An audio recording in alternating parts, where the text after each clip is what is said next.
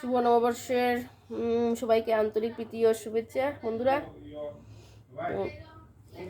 দেখো আমার প্রাণের চেয়ে প্রিয় ঠাকুরের নতুন ড্রেস আমি বানালাম, জামাটা আমি বানালাম।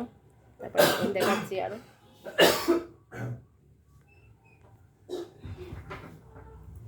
ইনি হলেন নারায়ণ, এই ড্রেসটাও আমি বানিয়েছি। নারায়ণের ড্রেসটা কেমন হয়েছে বন্ধুরা একটু বলবে।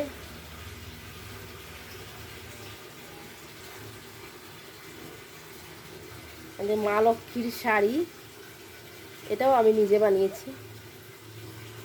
শাড়িটা বানিয়েছি নতুন বছরের জন্য।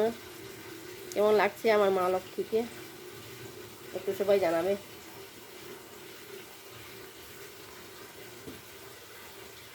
এই যে আমাদের ছোট্ট গোপুসোনা, এটাও আমি বানিয়েছি এই ড্রেসটা গোপালের জন্য।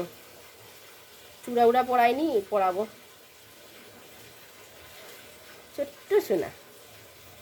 ঠিক আছে বন্ধুরা, নববর্ষে সবাই ভালো থাকবে, সুস্থ থাকবে।